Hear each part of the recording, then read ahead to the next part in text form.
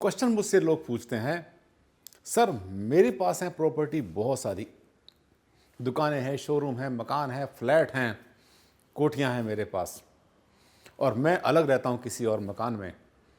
एक बात बता दो मुझे भारद्वाज जी, मेरे ऊपर वो जो प्रॉपर्टी है अगर वो नेगेटिव है, उसमें कोई समस्या है तो क्या उनका असर मेरे ऊपर पड़ेगा या नहीं पड़ेगा? बहुत गहरा सवाल है, जवाब आपको नहीं मिलता कहीं से भी इसका।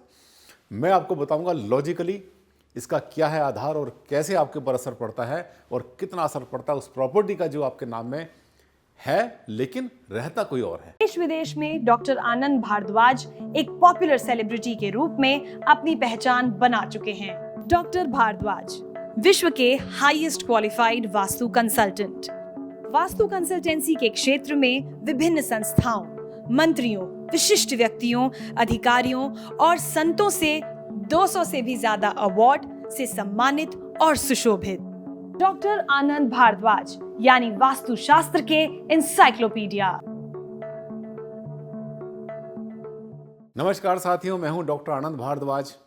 लाया हूं आपके लिए एक खास टॉपिक जिसके बारे में आपके बहुत सारे सवाल मेरे पास आते हैं, बहुत सारे फ़ोन क्वेश्चंस आते रहते हैं मेरे पास।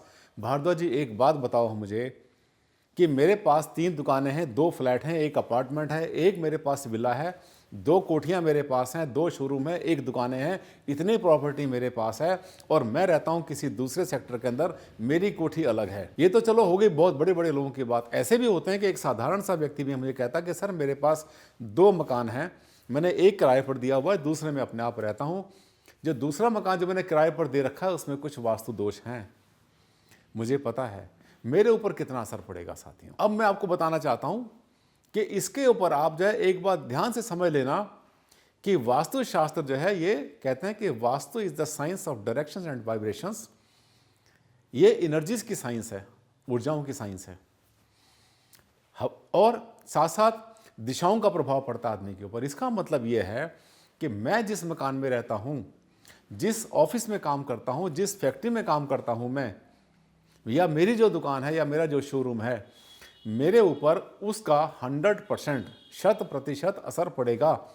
उसके वास्तु का मेरे ऊपर असर जरूर पड़ेगा, बिल्कुल नहीं बच सकता मैं। लेकिन जिस प्रॉपर्टी में मैं नहीं रहता, जिसमें मैं काम नहीं करता, जो मैंने किराए पर दे रखी है या जो मैंने परचेज करके डाली हुई है, जो मैंने इन्वेस्टमेंट के लिए ली थी, या जो खाली प्लॉट पड़ा हुआ है जिसमें कि आगे चल के कभी बनाना है, वो सारी प्रॉपर्टी 2 हैं या 10 हैं या 20 हैं, उनका असर मेरे ऊपर मात्र और मात्र 8% पड़ता है। उन सब का मिला के 50 प्रॉपर्टी या 5 प्रॉपर्टी का इकट्ठा मिलाने के बाद में मेरे ऊपर 8% उसका पॉजिटिव या नेगेटिव इंपैक्ट पड़ता है। मैं उससे बच नहीं सकता, लेकिन मैक्सिमम जो असर पड़ेगा उस प्रॉपर्टी का पड़ेगा जहां पर मैं काम करता हूं या जहां पर मैं रहता हूं। ऐसा क्यों साथियों? ज्योतिष शास्त्र ये कहता है कि उसका जो आपके जो हॉरोस्कोप होती है, आपका जो जन्म कुंडली बनती है, आपका जो टेवा बनता है, उसका जो चौथा घर है, चौथा घर का जो कंसर्न है वो होता है प्रॉपर्टी से, संपत्ति से आपका उसका संबंध होता है। जब तक कोई संपत्ति, जब तक कि कोई चीज़ उसमें नहीं आएगी या कोई चीज़ परचेज करने के बाद आपके चौथे घर में आ जाती है तो आपके साथ उसका प्रभाव शुरू हो जाता है। तो बच तो नहीं सकते साथियों उससे, लेकिन ये मत सोचना कि जो और प्रॉपर्टीज़ हैं उनका असर आपके ऊपर आता या नहीं आता। बहुत कम आता है। सबसे ज़्यादा प्रभाव आता है उस प्रॉपर्टी का जिसमें कि आप रहते हैं या काम करते हैं। मैंने आपकी शंका का समाधान किया। इसका मतलब क्या है? इसका मतलब ये नहीं कि आप जो भी प्रॉपर्टी लेते हैं उल्टी पुल्टी लें, नेगेटिव हो, पॉजिटिव हो, उल्टा बना हुआ कुछ भी हो, जो भी प्रॉपर्टी लेते हैं वास्तु से बनी हुई लें। खाली प्लॉट लेते हैं तो वास्तु से बनाएं, क्योंकि जो किराएदार उसमें रहेगा वो सुख पाएगा, तभी तो आपको वो हर महीने किराया देगा। अगर आपने नेगेटिव प्रॉपर्टी दे दी, वो बंदा उसमें बर्बाद हो गया, वो उसके अंदर जो है आपका किराएदार उसमें रोता रहा उसके अंदर, तो वो रोते रोते आपको क्या पेमेंट करेगा?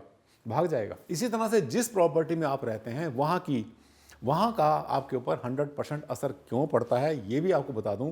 क्योंकि वहाँ की जो हवा है, वहाँ की धूप, मिट्टी, वहाँ का वाइब्रेशंस, वहाँ की एनर्जी, वहाँ की लाइट, वहाँ की बारिश की छींटें, हर चीज़ आपके ऊपर आनी है। वहाँ की सारी ऊर्जाएं जितनी भी नेचुरल हैं वो सब आपके ऊपर आनी है, और मैन मेड जितनी एनर्जीज हैं वो भी आपके साथ वहाँ पर चलनी है। मैन मेड कौन सी होती हैं? जैसे कि हम फ़ोन यूज़ करते हैं, आर्टिफिशियल लाइट करते हैं, हम AC यूज़ करते हैं, कूलर यूज़ करते हैं गर्मियों में, और गर्मियों में यूज़ करते हैं हम लोग हीटर। ये जितने भी साधन संसाधन हैं ये सब के सब आपके साथ चल पड़ते हैं उस प्रॉपर्टी के साथ में जिसमें कि आप रहते हैं, काम करते हैं साथियों। इसलिए मैक्सिमम प्रभाव उसी का है, बाकी प्रॉपर्टी का नहीं है। पर बाकी प्रॉपर्टी भी, वो भी 8% आपके साथ नेगेटिव क्यों हो, किराएदार दुखी क्यों रहे।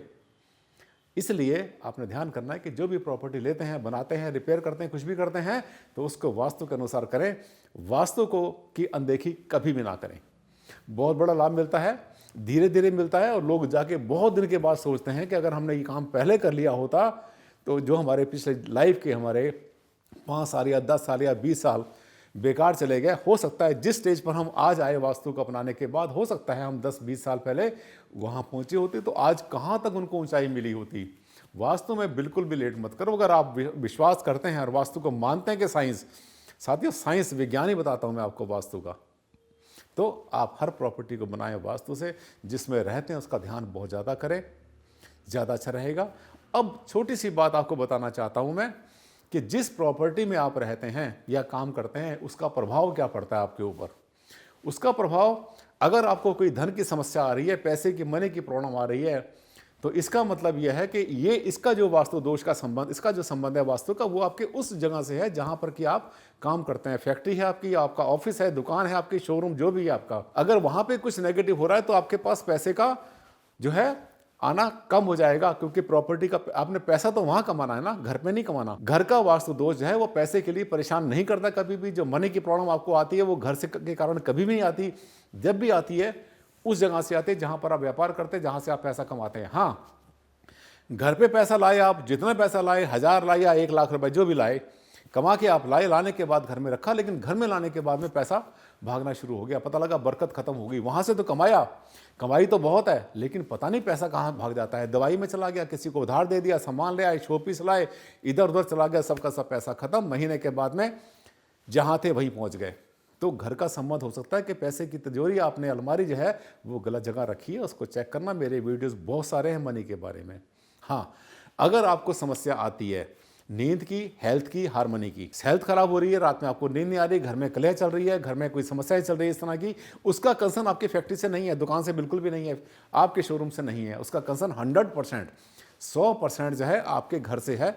घर के वास्तु दोष को चेक कराओ। जीवन में एक बार अपने घर का वास्तु जो है चेकअप जरूर करवा लेना चाहिए। कम से कम आपको पता तो चले आपके घर में नेगेटिव क्या है, पॉजिटिव क्या है। और बिना तोड़फोड़ के और बिना खर्चों की रेमेडी बहुत होती हैं। तोड़फोड़ नहीं करना, मैं हमेशा कहता हूँ आपसे।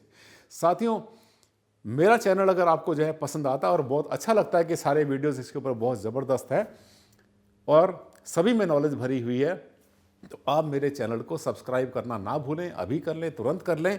अगर लेट हो गए हैं तो बेटर लेट देन नेवर। मेरे इस वीडियो को आप अगर अच्छा लगा है तो इसको आप शेयर करें अपने ग्रुप में, और साथ में जो है इसको लाइक भी करना ना भूलें। अगले वीडियो पर फिर आपसे मुलाकात होगी एक नए टॉपिक के ऊपर। कई टॉपिक मेरे पास लिखे हुए हैं, मेरी डायरी में नोट किए हुए हैं। एक के बाद एक नया टॉपिक आता चला जाएगा। घिसे पिटे टॉपिक नहीं लूंगा मैं, क्योंकि घिसे पिटे टॉपिक के लिए और बहुत लोग हैं बताने के लिए, वीडियो भरे पड़े हैं, नेट भरा पड़ा है। अगले वीडियो में फिर से आपसे मुलाकात होगी नए टॉपिक पर। तब तक के लिए दें आप मुझे इजाज़त। नमस्कार, धन्यवाद, thank you and take care.